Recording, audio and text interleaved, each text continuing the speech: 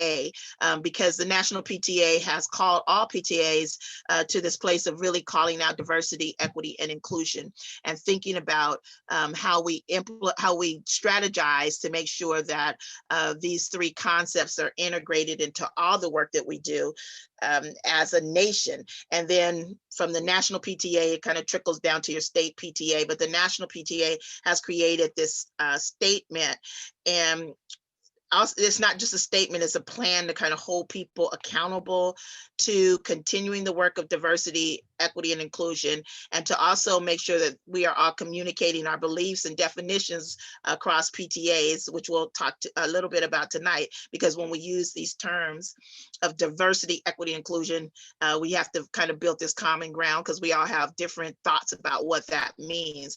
So tonight, when I'm talking about those three, I will be using the National PTA's definition. Also thinking about how we are focused on diversity, equity, and inclusion when it pertains to the academic achievement gap, or the opportunity gap, or whatever term you use to describe the racialized gaps that we have in academic outcomes, educational outcomes, we call them now, across the nation, not just in Berkeley. And like I said, tonight I don't have time to unpack all of these things, but if you look at your school's data on the state website, if you look at the gap in Berkeley, it is really gigantic based on race. So we're looking at this gap, we're seeing a racialized outcome gap, or a racialized academic achievement gap in Berkeley and across the nation. And so the conversation becomes really important, and that we get comfortable with not just talking about diversity, equity, inclusion, but also how we can close that gap and what we can do as the PTA, as a community that is not necessarily directly working on that gap, but we really are, because children are connected to families. And so I want you to continue to think about that as room parents, that just making sure that parents are feeling welcomed in the space, and thinking about why parents don't feel welcome in the space. And always, I like to tell parents, much of what's happening inside of the schools when we're talking about interactions, especially across races, don't take it personally, because a lot of it has to do with the residue of our living, what we call residue of lived experiences. So for many families, myself included, because I grew up in Berkeley and went to Berkeley schools, there is a lot of residue from racism inside of the district that parents have experienced, that sometimes that residue is reflected in how they interact with other people at the schools. So here's the bad thing. As room parents, you represent the institution. And here's the good thing. As room parents, you also represent access. So I think, and for me, that is more important than you representing the institution. Thinking about that as you're interacting with parents and their experiences with the school. So when we're talking about diversity, we're talking about diversity as a representation of and the respect for people from different backgrounds and identities. And tonight, I'm not going to unpack all of those identities, but in our racial equity circle, we talk about a lot of these identities and the overlap of identities. But we really are looking at race as what we call the foundational identity marker, meaning that race is the first thing that people can see, because we believe we can see races. And because of the way we've been socialized, it leads to a belief system that we may or may not think that we embrace, but many times we do, and that comes out in the way that we act. So it involves bringing different ideals, perspectives, lived experiences, talents, values, and worldviews to the table to represent the broad variety of children, caregivers, educators, and communities within the PTA family. So just thinking about your own lived experiences based on your race. Lived experiences, when we are speaking of lived experiences, we are speaking of everyday experiences you have based on your social identity marker. And so thinking of race as your foundational social identity marker. Is there a noise behind me? Can you hear me clearly? Okay, good. My son is running a bath upstairs, so I can hear it in the ceiling. we're thinking about your racialized lived experiences. When I say racialized lived experiences, I'm talking about the experiences that people have on a daily basis based on what people believe about the race or the racial group that they're in. Okay. So those are what we call racialized lived experiences. And then the way that they react to those situations based on that identity marker, which is what we'll be talking about today. But thinking about diversity, the National PTA gives you some ways to kind of embody and live out. And I love this because they give you some things that you need to actually do. And this is not all of that, but in the document that you'll have the link so that you can look at each of those points. But the ones that I pulled out for tonight is to acknowledge and appreciate individual ideals, knowledge, and values that are different from our own. Because one of the things that we have found in our work is that in order to change the institution, we have to be willing to change ourselves. So when I come to the table, I'm coming with some ideals about people, with some knowledge that I think that I have, but I'm also coming with a value system. And that value system can, in many times when we're talking about people of color, that value system is not celebrated or acknowledged. Not just the value system, but my way of being, my cultural beliefs are not a part of the system. So let me just kind of unpack that a little bit. So I come to the table and let's just say, the PTA has a normed protocol of the way that we disseminate information is through written papers, okay? Well, if I come from a cultural background that values storytelling, then this happens all the time. And the way that we transfer knowledge is through the story. Just having something written does not give me the opportunity to interact, because a big part of the story is the response. And I know this is a lot in one night, but just kind of go with me. You will find as a room parent that maybe you're making a phone call to someone and you're calling them to just give them the information that's on the paper. And all of a sudden they go into this long story about everything that's happened throughout the day and maybe throughout the week. And then they start talking about the teacher in the class. And because in some cultures, the way that knowledge is transferred is not just through the storytelling, but it's through the interaction of the storytelling. So that means that as a room parent, if I am going to create a culturally responsive, safe space for that parent, then I have to pre-think about, oh, maybe when I'm talking to this parent, I'm going to have to actually hear the story and not just give the information. Does that make sense to people? I can only see 3 or 4 of you guys, so everybody will have to shake your head since you don't know who I can see. Okay. Yes. Good. All right. So seek out and learn from a diverse set of perspectives, skills, and experiences, staying open to the unfamiliar and possibly uncomfortable. And this is where really the work, you didn't sign up for all of this, but you actually did, because this is where the work actually comes in, is that you will find that many of these situations will put you in a place of feeling uncomfortable.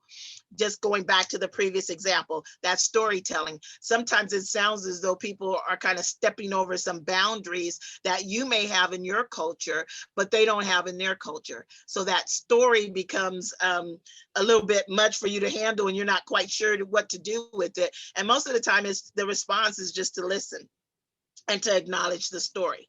So learning, kind of learning how to move in those spaces will come as you do the work. But if it doesn't come, then we aren't creating environments where people feel comfortable and they don't have the trust to actually begin to interact with you in a way that you can provide access to this experience for them. Okay, let me just stop right there. Are there any questions or thoughts? You can put them in the chat. I can actually see it now. If you have something, you because once I get on a roll, I really go. All right, no thoughts, no questions. Okay. Actually, it's Mike here. I have one question. Okay. So in terms of reaching out to other families, and this is just some practical advice I'm trying to seek, is I've been trying to reach out to some of the families within our class to sort of say we're doing this book drive, and I received no response back from any of the families. So any sort of guidance and sort of say how to sort of reach out to them and make sure that they're receiving the emails, or the fact that if they don't want to deal with the emails, or is there any practical advice on what would be the next steps for those families? Yeah, so right now we're kind of in this precarious situation where many families actually need a one-on-one interaction in order to build trust. And so you haven't had the opportunity to do that. And that's cultural as well. So right now you're just representing an institution that's just bugging them.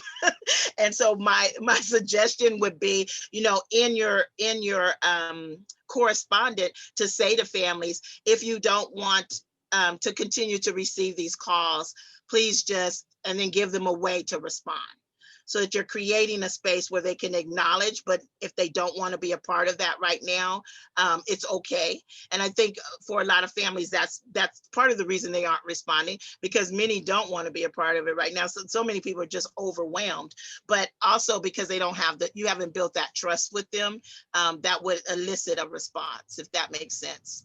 Thank you. That's really helpful. Thank you. Okay. Miss Pam, Rosalind, I'm not sure if you can see the chat, but Rosalind was talking about texting and phone calling, in addition, can be an easier way than email sometimes. For sure. And so once and this again, goes back to building that trust and asking parents how they want to be communicated with, which we get to at the very end. But I normally will tell people to try many modes of communication in order to reach out to parents and give them the opportunity to respond to all of those. And then if people don't respond, then normally I stop. And here, I know we don't do this a lot anymore, but the old-fashioned mail still works for a lot of families who don't want to speak to people one-on-one, who are not connected to the internet. For texting, most families that use text as a mode of communication will start using that once they've built trust with you. It's not normally a mode that they're going to just use right off the bat because it's someone from the school. So yeah, you just have to kind of keep trying different things. May I ask a quick question too, Ms. Pam? Mm-hmm. The kindergarten is a cohort this year rather than separate classes, and it's extra large because of that. So I'm personally feeling a little overwhelmed by the idea of trying to reach out to all 50 families using a variety of different forms. Do you have any? I'm hearing all the ideas. I just, yeah, or even anybody else, but especially you, I feel like you might have some ideas around that. Do you have a co-parent? We're playing slightly different roles. Okay. Yeah. So maybe pulling in another person would actually help. Yeah, I know we have tried that, and somebody said that they were going to. Somebody said they were willing, but it's clear. Like I think that this is such a this moment thing, and you're talking about that, but this is a little bit, I think, of how we have to frame it right now. Anyway, Yeah. I think the overwhelm is pretty intense, and I think that because there's so much communicated right now via emails and texts and all this, that I don't know. I guess I'm struggling about how to really engage when it sort of feels like people are at max or a little maxed out. So yeah. And I like I said, I think the times are, it's going to call for different strategies, right? And one of those strategies may just be to pull back, right? And just to say, you know what, right now this is just not going to work, because you don't want to stress yourself out trying to reach out to people either. So I think also, for some families that you have not gotten any response from, especially if they're kindergarten families, to reach out to your family liaison person too, to see if they've contacted them. Because sometimes it's just knowing that families have had some contact, right? It's not that you have to do it, but let's just make sure. And then here again, using people as resources. So if is Lily still your person? Yes, okay. If Lily has contacted them, then then you can say, okay, well, when you're talking to them, can you give them this information too? So trying to use teachers, because there is so much information coming out right now, through the phone, through the text, and through the internet. Shauna, this is Mike. In our class, we're the other extreme. We have a class of 20 kids and we have 5 room parents. Wow. So we've kind of assigned like 3 families per, but then we're on the other flip side. Is like there's 20 emails between the room parents just to get a unified message to then send out to each of the 3 families. So I feel your pain when you've got 50 families to deal with, but I don't know what the practical solution is, because I think we've gone to the other stream and there's challenges with breaking it down to just 3 families per room parent as well. So there must be some sort of happy medium in between, but we haven't found it yet. So maybe we can borrow some of yours and move them to the K group. You can work across school, right? But I mean, that's maybe a solution, right? I mean, because obviously it is always challenging for kindergarten, because parents are new to the school, they're not used to the system, they don't know what to do. My wife volunteered to be the kindergarten parent when Elliot was in kindergarten, because we already had a kid in the school, so we knew the system, and then it was easy to step in. But definitely when there's no face-to-face, and it is very challenging for the kindergartners. But anything I can do to help, let me know if there's anything to do to help as well. So thank you both. Thanks. In the 4th grade, I don't know if this helps kindergarten, but Mike, maybe it helps you. We have 2 room parents for the 30 kids. And then besides the 2 room parents, we have identified pod leaders. And so what we're doing is creating these little mini pods where, there's 6 groups of 5 families. So there's a smaller group that can then be more intimate and have a pod leader that then manages like a get together or fields any questions, if it's tech questions or just any questions. And there's someone that they can go to. So it's building a higher level of trust and intimacy. I think it's more manageable. And that's what we've done by having like 1 room parent with 3 families. But the harder part is that the room parents, the 5 room parents, will send 20 emails just to say, we need to send this email out. How are you sending it out? Are you saying this? Are you doing this? And so then it becomes this more on the back end sort of side of like, as opposed to 1 room parent sending out 1 email and then having a response back. So I mean, it's just trying to find the happy balance in between, where ease of communication. I hate to spam people with email, but that's the world we're living in at the moment. But it's too many room parents, I think, creates more of a confusion, more of an issue as well when there's too many. But I do like the pod idea. That is what we're trying to do. It's just in practice, there's other challenges with that as well. So.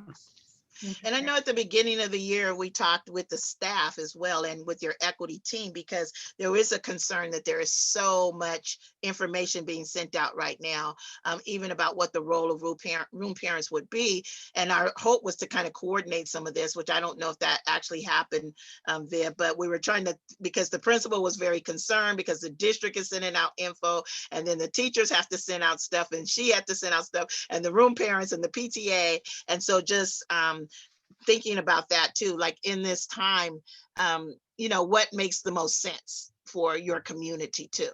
So I think and when I say your community, that classroom could be your community, right? It doesn't have to be the whole school, but for your group of families, it may make sense to cut back. For someone else's group, it may make sense to have a pod. So you just really have to keep working to figure out what works for your group at this time. Okay. All right, so moving to equity. And when we're talking about equity, especially in education, we're talking about the fairness and resources, or providing fairness and resources, opportunities and outcomes, so that all communities get what they need to be engaged and successful, and moves beyond an equal across the board approach to recognize and address bias and privilege. And this is really big, and I can't unpack it tonight, but the work that you guys have been doing at your site with your equity circles is really about recognizing bias and privilege and how it operates systemically, not just in Emerson, but in the educational arena, and then also in all social institutions. Understand and attend to specific individuals and community needs, providing additional resources to those with greater needs. And so I would just kind of want to pause here, and we'll talk a little bit about this later, but just remembering that when we are talking about individual and community needs, that community and that individual is the one who should define those needs. that we should not base those needs on what our normed ideal is of communities. And that's a really hard one because we've operated in that way for so long socially by people that have the much deciding what the community that doesn't have the much needs. And so it's really important as a room parent, even when you are interacting with other families, to let them define what they need, how the school can actually support and help them and partner with them. And that really leads into this ideal of equity, meaning that, you know, we can't do the same thing for everyone. That's not what equity is. It's about, let's look at what people actually need and provide that. Berkeley Unified School District has an equity statement. And you can go onto their website and actually look at they have an equity plan. This is their statement. Educational equity means raising the achievement of all students while eliminating racial predictability. And I stuck this in here because I wanted you to know that it's not just your site that's working on ending racial predictability, but this was actually the district and the city and UC Berkeley's goal back in we actually started working on this in 2004 with the 2020 vision. And 2020 is here and we didn't make our goal, but that's all right. We'll make it the 2030 vision now.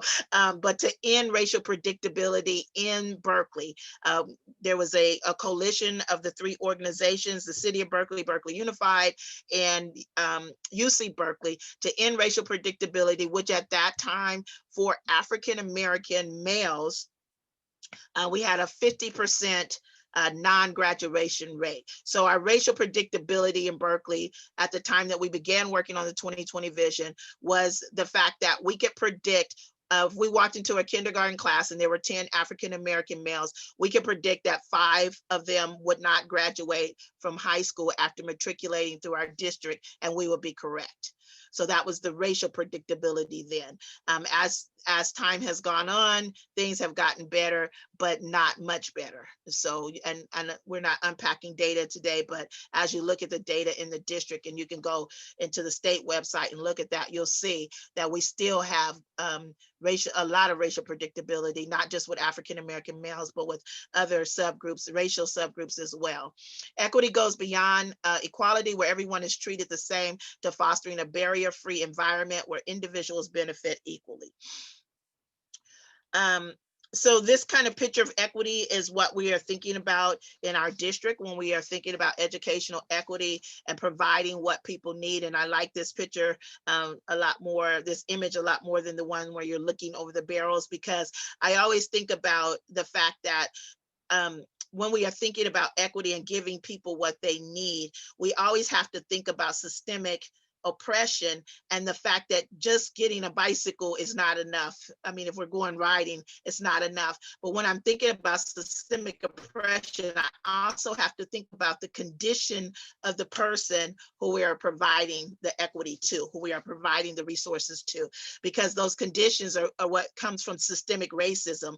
So when I'm living in this kind of post-traumatic state, if you give me a bike and, you know, psychologically, I don't even know how to pedal because systemically, that ability has been removed from me, or that opportunity has been removed from me, then you still are not providing equity.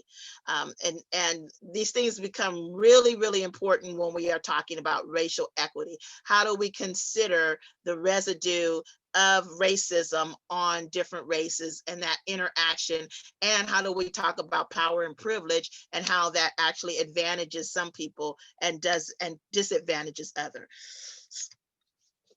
All right, so that's equity. Any thoughts, questions?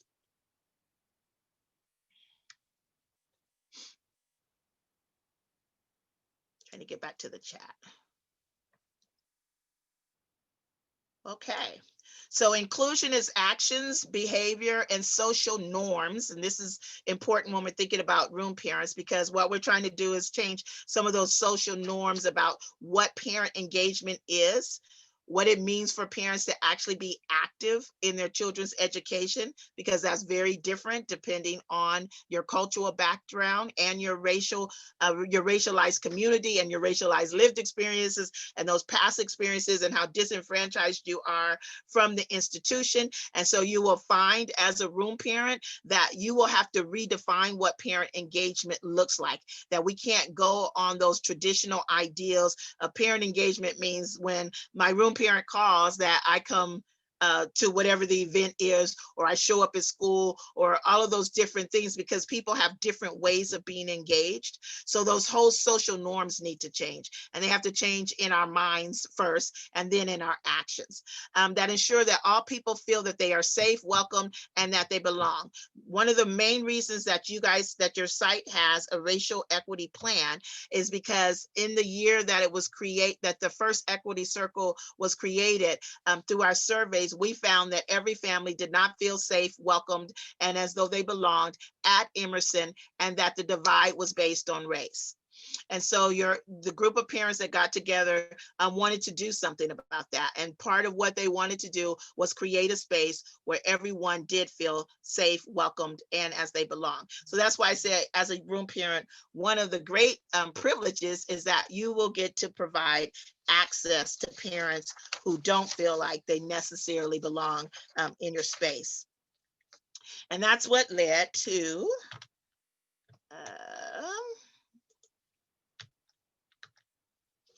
your Emerson PTA developing your racial equity outcome plan, which you can look at on your website.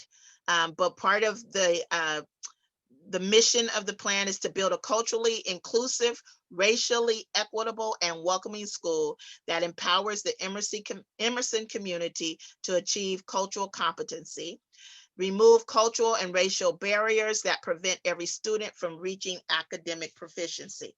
The piece around cultural competency is the piece that you'll be working on as room parents. And we won't get to a lot of it today, but as you continue to do your work, you want to think about what we're trying to create is a culturally responsive system, and that system is the room parent system. So how does that system become more culturally responsive? Well, once you get back together and you figure out, ways that parents want to be communicated with, or you start looking at the affinity groups that your school has already created. You have some racial affinity groups that parents are already joining. Then you get ideals from those communities on how you should interact with parents. So you use the parents that are in your communities that are culturally like, to actually become resources to you and begin to help you to do your job better. All right. So thoughts, questions? This is on your website. You can find the whole plan there. And also when we meet for the racial equity circle, we go through all of these documents. Miss Pam, I might add, we're going to do a deeper dive this fall as well in November. We do a PTA training every year, and this year we're opening it up to anyone who'd like to join. So you'll see a note about that coming out this week. It's a 3.5 hour, 4 hour training where we get kind of into the details of some of these things if you're interested. Thank you. I have to get out of that screen. Mia asked about, could you speak to how many schools you're doing something similar to this with you? Right now in Berkeley, we're only at Emerson. Most of the schools abandoned their racial equity work this year. As you guys know, well, most of you know who have been in the circle before, Oxford was a sister school with you last year and the year before, and worked on this. And Jefferson as well worked with the racial equity circles. Let me say it that way. Other schools are doing some training. I just did a training for the middle school parents week before last for King and for Willard. So I think schools are working on it in different ways. But I know that many of the schools, like I said, for this year have kind of abandoned the work because of all the other things that we're challenged with right now, or they're going to a more of a workshop model as opposed to the intensive circle model, which is, of course, the one that I recommend, because you have to have time to do the work in order to really see results within your community. So, and then I'm also working, so just so parents know, the teachers go through cultural competency training, and I'm also working with all of the after school providers this year on cultural competency training, on racial equity training, and also on some social identity training. So this is a conversation that's happening across the district, not just in the parent community. Okay, so just a couple of places that I kind of have to go to remind you, because the work really starts with individuals and then becomes institutionalized, which is what we're trying to do with the racial equity circles. But one of the real main places that I find that individuals have to work is the rejection of that deficit ideology. When we are talking about, especially about people of color, the institution has taught us that a lot of what we are seeing, these disparities exist because of people of color, as opposed to something that is happening to people of color, as opposed to this marginalized community that we've marginalized as a institution, and these structures that are in place that keep people from actually having access to positive experiences. And because of that, it also makes your role really important, because we're not trying to fix the communities, but what we're trying to do is fix the conditions and the practices. So this is one of the reasons that we are talking to the room parents this year, is we are looking at all opportunities for access for parents, and thinking about who in the community can actually bring parents in to this community, help them to feel more welcomed. And here's the really important reason for this, is that when parents feel comfortable with their children at school, when they have trust that the people there have their children's best interests at heart, then they relay that to their children, and their children succeed a lot greater than when that is not happening. And research has shown that, not just in Berkeley, but across the United States. So building these cultural trusts in these places where parents feel connected to the school becomes really, really important when we're thinking about how children are going to academically achieve, and if children are going to academically achieve. So that access that you can provide really helps. And so one of the things we want to help people to understand is that when we are talking about this achievement gap, we are not talking about deficit children.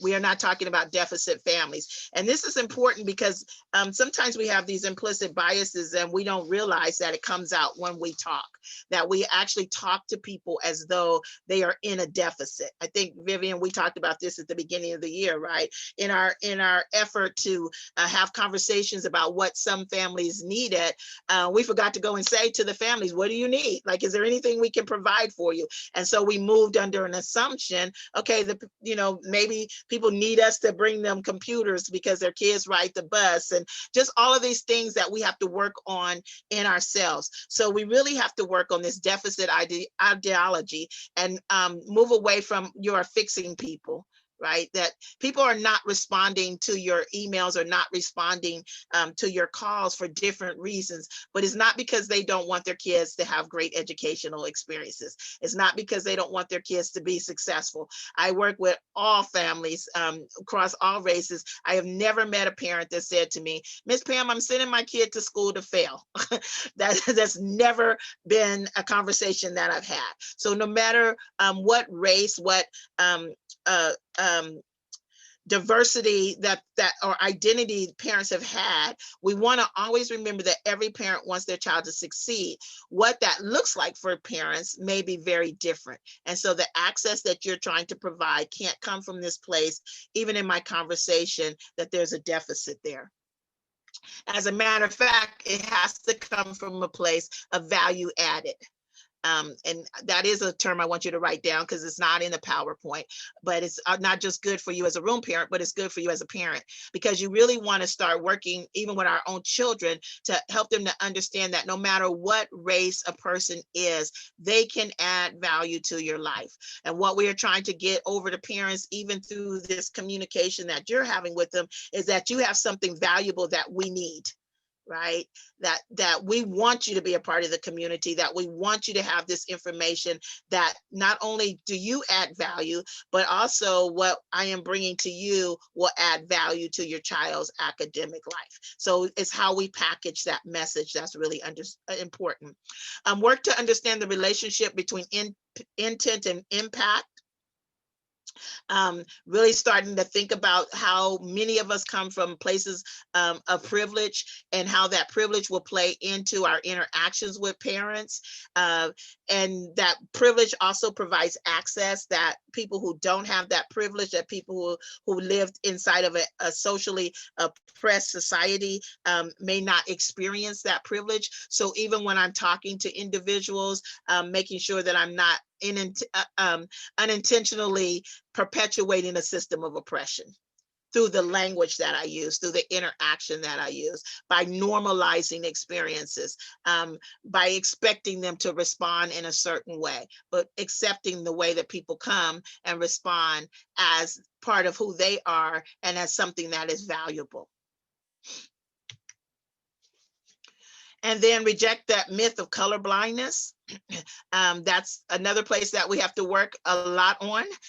When you say that you are colorblind, you actually are denying a part of a person's identity, and denying a part of their lived experience. So no matter what I would love for you to identify me as, because you saw me on this screen tonight, and your unconscious told you I was a Black woman, some things happened in your mind, even if you didn't want them to. And things happen to me based on that identity as well. And so color blindness is not something to be applauded. Color blindness actually denies a big part of who I am, and it denies some cultural nuances that will help you to build trust with me. So that becomes really important as well, because when I do acknowledge the fact that there are lived experiences based on people's color and based on people's cultures, then I can respond to those in positive ways as opposed to negative ways, which is a retraining of my brain.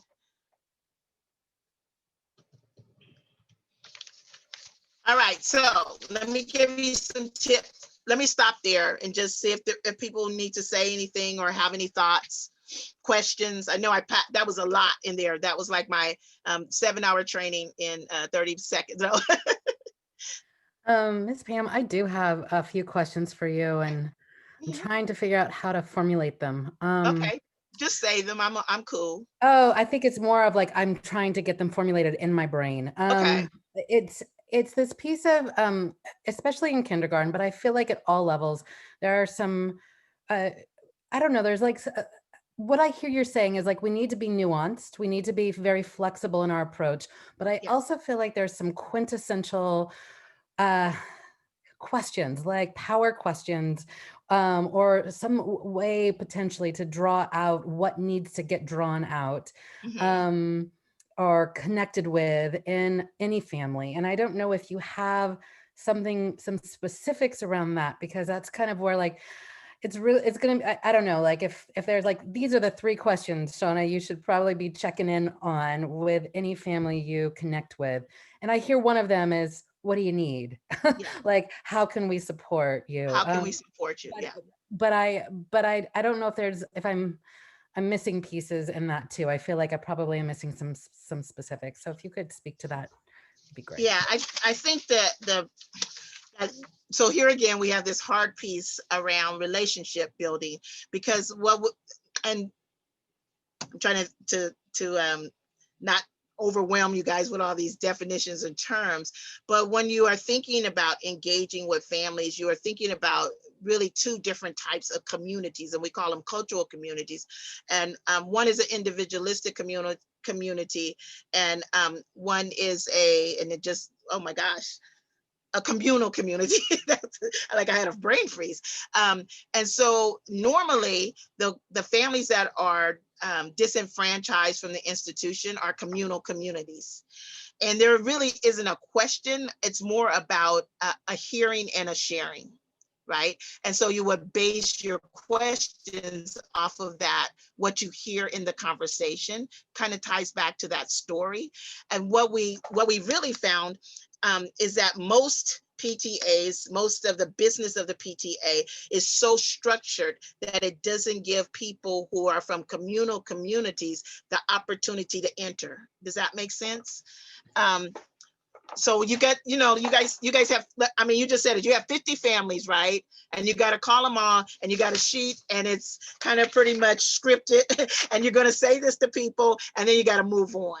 And as opposed to a question, it's really more about hearing what the family's response is, and then taking that as a lead. So it's a lot about slowing down.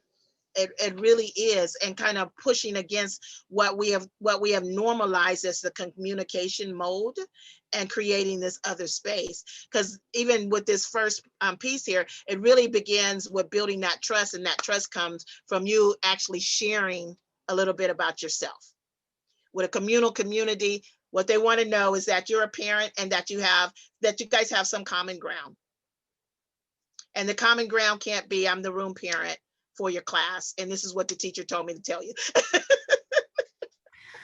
So then can I just have ask a follow-up to that? Sure. And I realize again that this is very specific to kindergarten, and I know that we are representing all grades here, but would you say that a first contact, if I'm going to like call families, is really just rapport building, just like to introduce myself and Yes. just check in Yes. and see how the year's going so far?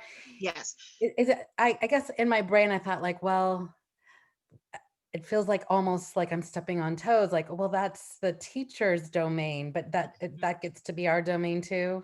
Yes. Okay. That would have been the best way to start the year off for every grade, not just for kindergarten. You would be surprised at how many people have kids in 4th grade that another parent has never called them just to check in and say, and introduce themselves and say, I'm the room parent, but I don't want anything today, just calling to let you know that.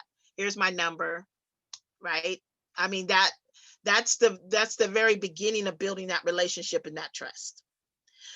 People who have been disenfranchised from the system also don't want to ask. They don't want to ask. They don't want you to call them and ask them to do something, or to say that this is the event, or this is, before they've connected, because in communal communities, the relationship is so much more important than the information. Matter of fact, when I'm teaching teachers, I let them know if kids in communal communities don't trust you, they are taught not to receive information from you. I mean, this is really, really deep. It's not just surface. So when my community teaches me that if I don't trust you, not to trust what you say, that's very different than our normed way of passing knowledge on in a school. Because in a school, we say you don't even have to have a relationship. You pass knowledge on based on status. So that's really different than you pass knowledge based on trust, and you pass knowledge based on status. That was so helpful. Thank you so much. Okay. All right. So that first one, building that personal relationship, just share a little bit about yourself. When you call, even if they don't answer, I'm new to the school as well, or I've been here for, this long, and just want to make sure that, if there's any way we can serve you, let us know. Just kind of starting off with that building trust with those personal connections. Essential to devote time to the conversation and activities that will help to build trust. Here again is that storytelling time, is giving people the opportunity to tell their story, because that's the transference of knowledge. That's the way I have been taught to help you to get to know me. Direct your comments and responses to all caregivers. This is really important too. When you are working with communal communities, to remember that everyone that is connected to that child is considered a caregiver, which could even mean siblings. I mean, we talk about this in the circle, but who is responsible for whom inside of a community can be very different than the way that the norm system has told us. So respecting family structures, even when they are not your own experience or your own value system. And I'm just putting these things out here so you can think about them as you are interacting with families. Acknowledging different viewpoints, this is really important, acknowledging different viewpoints and recognize it may take time to develop enough trust in your relationship for a parent to hear and consider your requests. The acknowledgement means that you are actually saying to people when they say, well, I don't want to be there, or I don't want to do this, or, you know, this is what happened the last time we were there, that you are actually acknowledging that you hear them, because that's what we call shared space. So recognizing that the space may not have always been safe for people, and people may not feel that it's safe right now, and that I hear you, really helps to open up the door. And, you know, offering to people, if you can, is there a message you would like for me to take back to the committee about that particular event? And then in doing that, always going back and reporting to parents what happened, that the message was received, that it wasn't, there needs to be some feedback. Any thoughts? I know this is a lot. It's like, whoa, that's not what you signed up for, right? All right. I just have Us. I just have a little, some of the discussions reminded me of an experience I had last year at the beginning of second grade, and our teachers at open house decided to change the way we sat in the room at open house, or not open house, we get back to school night. We sat in a circle. We sat in a circle, which we had never done in any of the other years that I'd been to back to school night. And I have a middle schooler now, and I've had a wonderful experience at Emerson. But that was the first time that we sat in a circle, and that the teachers engaged us all in introducing ourselves by name. Yes. And I just thought that that was so powerful, and you know, had realized that that was missing, you know, in a more as more of a norm. In terms of how we introduce ourselves with each other's parents. And in that case, the teachers led that. I'm sorry for the background noise. They're talking. It's okay. It's all right. I'm laughing. Oh my, no. Okay. But I also, the other thought occurred to me is, you know, who I think we, who, the question of who has the, I don't want, authority is not the right word, but who can help lead the space of building that trust with parents and building that community with parents. Does it have to start with the teachers, Shauna? I heard you say, like, I'm not sure if I can do that, or, you know, and I agree. I mean, I think we have the space and we can do that, but I also feel like there's this, I'm not so sure when I should, you know, push into that with the teachers, or how can I work better with the teachers to make, you know, how are they open also to doing that? And I think they are. I think we're just normalized as a system to not. Yeah. And you guys are really fortunate, because you do have a staff who they are very open to making these changes, to creating the space that everyone feels welcome in, and they're working really hard. I think the thing to remember is that everybody's working on it, and that we won't always get it right. And I say this all the time. So you're going to have to take some risks and realize that you won't always get it right. And that's okay. Like, this is not a perfect process. But if it's going to change, you got to take some steps towards it, right? And so that, I think that's the big thing, is just remembering, take those steps. Like, that was a risk, because it also, while you felt comfortable in it, it also made some people feel uncomfortable, right? And so, and people were like, hey, this is not the norm way we do this. And I'm sure that everybody wasn't like kumbaya. So just remembering that if I'm giving access to people who have been marginalized, then I have to continually call out what behaviors marginalize people. Where have we not provided access? Where have we not leveled that playing field?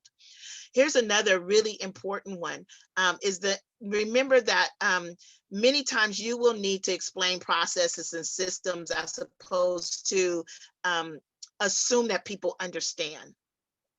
And that's even when things have been explained, maybe in the written announcement about something, or it's come across the internet.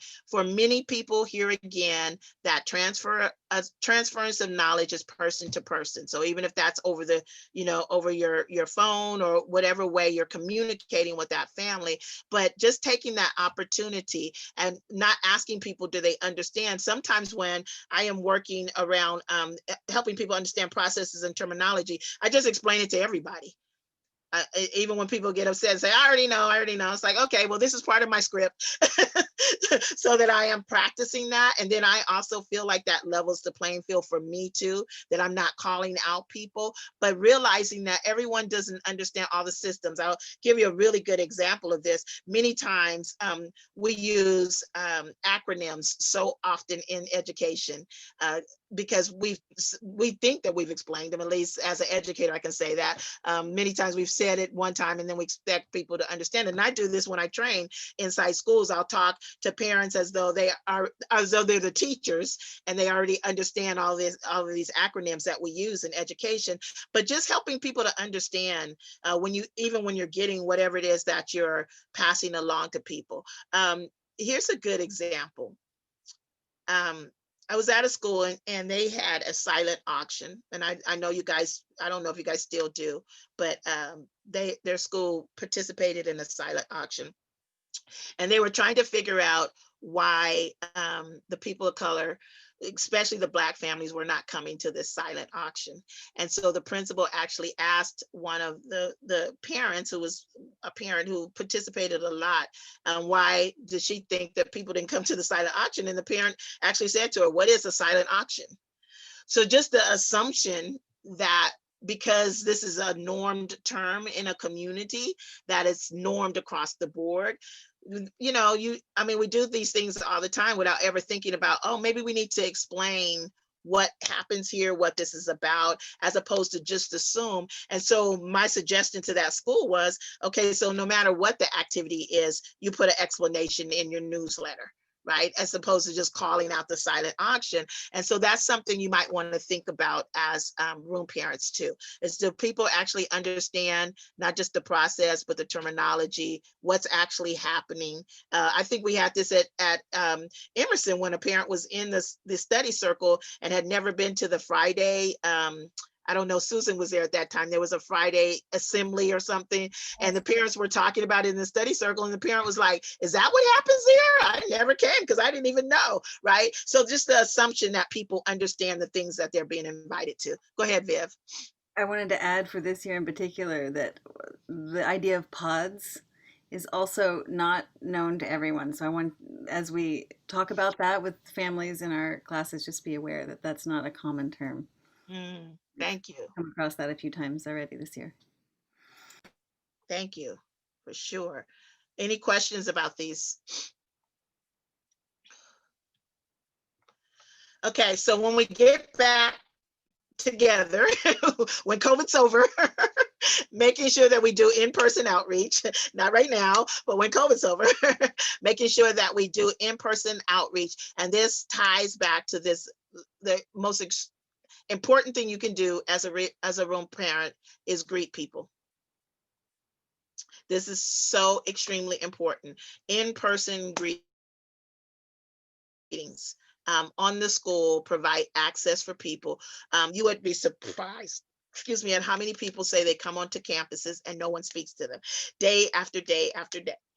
So this in-person outreach will be really important. And then making personal asks and invitations for higher impact. So remember, inside communal communities, relationship is important. And relationship means that you're actually talking to me and with me, not at me. If you don't write anything else down, write that one down. Talking to me and with me, not at me. And most of the communication that comes from schools, especially to marginalized parents, is communication that is at you, not with you. So I want to be included in not just the decision making, but I want to be included in the conversation. All right. Reach out to families early and often through their preferred communication channels. So one of the things that we encourage people to do at the beginning of the year is to send out just a really quick survey with just a couple of things. What do you want to be called? How would you like to be communicated with? And what is your child's nickname? I know that sounds really silly with the nickname, but that's important to a lot of parents, right? Or does your child have a nickname, and would you like for us to use it? So just a couple of questions that helps you to understand what the preferred communication channel is, which will also alleviate some of our frustration with sending things multiple times in multiple ways. Communicate in all major languages spoken by families. This is not just something that's good for the PTA, but it's a mandate of the state. So we want to make sure that we try to connect with families' languages, and especially with the primary caregiver in the house. And here's another really important one. And I know people don't believe this is important in 2020, but it still is. Don't assume that everyone can read and write, not only in their home language, but in English. That assumption that we make in the United States around that normed language, and that everyone can read and everyone can write and everyone can get on the internet and everyone can navigate all these spaces, is a fallacy. And we really have to work as people who are providing access to make sure that we are thinking about the home language, the fact that everyone may not use that home language, and the fact that everyone may not be able to use English effectively. And when I say effectively, I mean effectively in the schooling experience. Reach out to parents whose race, class, language, nationality, and education background is different than your own. This one is really important, especially when you come back together. Remember that parents are going to build trust, not just based on how you interact with them, but how you interact with other parents on campus, that people are watching to see who you interact with. When I'm teaching parents about helping their children to be anti-racist, I also talk to parents about, the experience what experience your children are having with you around people of other races. And here's another place that you want to think about that. So recognizing that people are paying attention to how you interact with people who are like them and with people who are different from them. Don't only communicate with parents via email or listservs. We talked about that. And then the last one is open-ended questions. So asking open-ended questions. So when you are trying to provide, when you're trying to get input from the parents, and I put an example here, how can the PTA serve you, as opposed to what do you need from the PTA? The difference in those two questions is that one puts that need place back, puts that parent back into a deficit mode. And even if they need something, what you're saying to them is that we know you need something, as opposed to how can the PTA serve you, is putting that parent in the frame of mind that we are here for you, that you are part of this community. We're here to provide for you. Okay, I said a mouthful. So now I'll take questions or thoughts around what I've presented to you.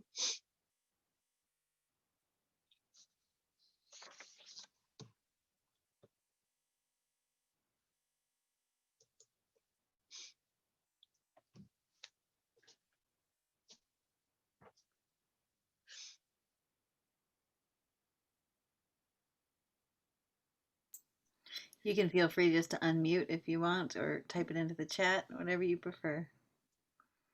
Hi, this is Rana. Miss Pam, thank you so much. Hi, I know I don't have my video on, but I It's am okay. a new family this year in second grade. And I have some specific questions, if the rest of the group doesn't mind, about the PTA and, as you were saying, how we can help families, and specifically fundraising. So this is something, I mean, everything that you have addressed tonight is so relevant to how the PTA needs to address fundraising in the future. But I guess what I'm like, really simple question is, how, I know there's a lot of messaging and communication and relationship building that has to happen, but what advice could you give for me and the PTA, because we do need to approach every family at Emerson about fundraising. And by fundraising, again, to define that, it's not, a big check or company matching. It's, whatever people can participate, whatever amount that is. And it's something that we have to come together to do. There are some serious things at stake that the PTA has committed to funding including arts and PE. And so for me, like hearing you talk, I just keep bouncing back like, oh, you know, we have this kind of very ideal goal of, could we get 100% participation from the whole school? Like every family gives something. And if a family couldn't even give something, then how could we, you know, how can we make sure they don't feel slighted by that or left out or in any way, you know, that they weren't participating. So that's the challenge every year.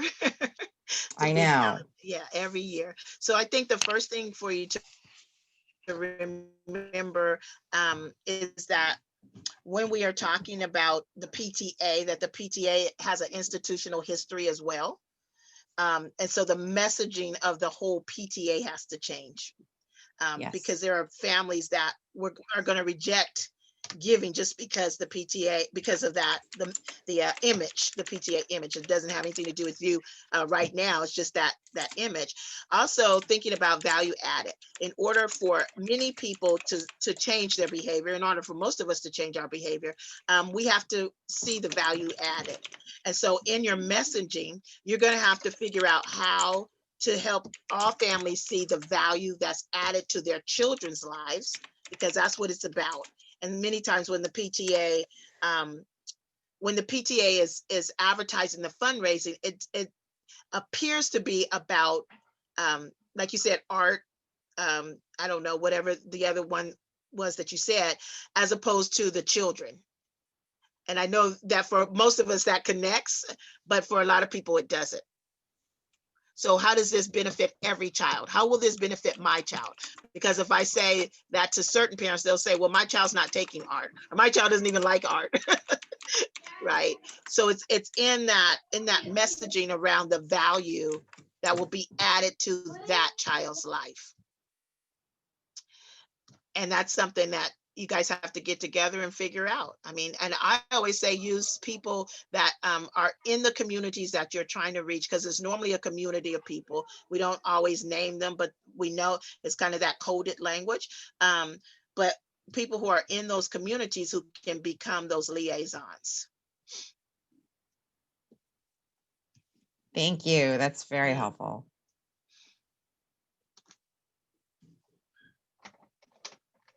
Other questions?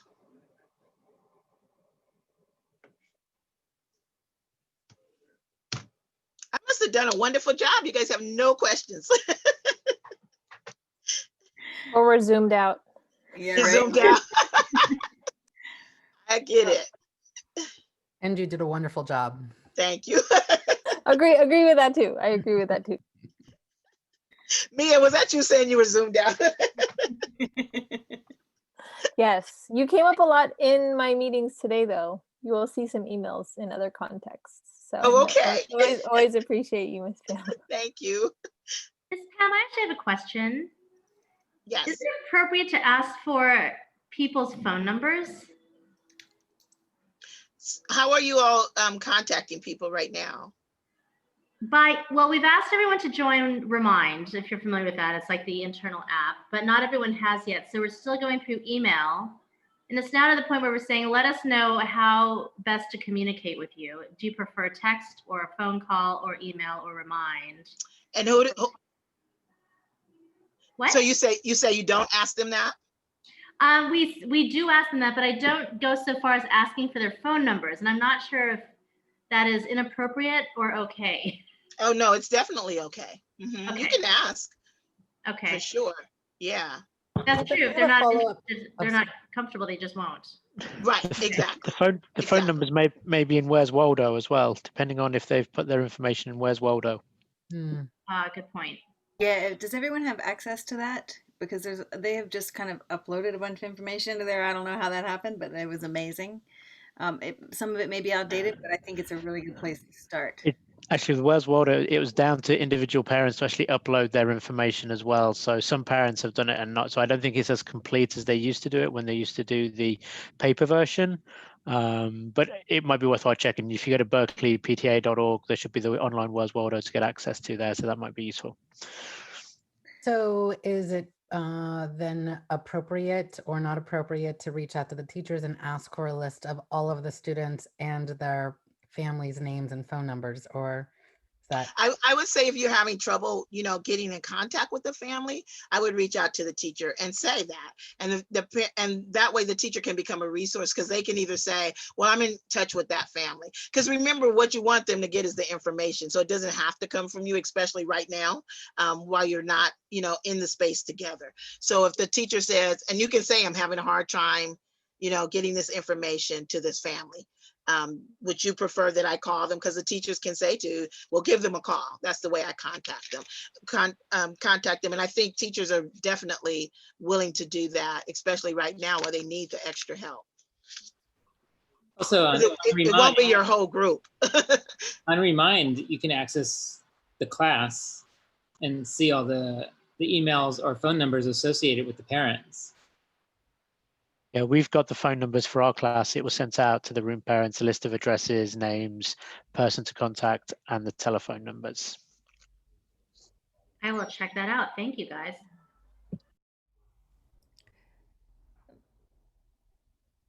Anyone else? I just want to acknowledge the way you reframed at the very end the question about service rather than need.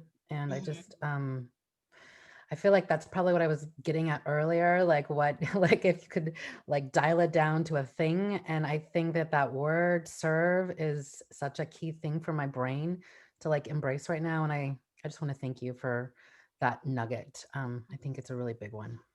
No problem. And when you're kind of writing out your open-ended questions too, just I normally was like, I'll write a question and then I'll think about if I was a family in need, how would I like this question to be asked of me? Right. So I try to put myself in the place of the person I'm trying to reach to. And in that, back to equity, I'm thinking about their historical experience as their social in their social identity, if that makes sense. So it doesn't mean that I always know that parent, but I do know a lot about social identities and what that brings. So I think about what their experience could be, and that kind of helps me to reframe questions. And then as you build trust with people, then those questions don't have to be quite as calculated, right? You don't have to spend as much time thinking about them, because once I have trust with people, then I can ask questions in different ways.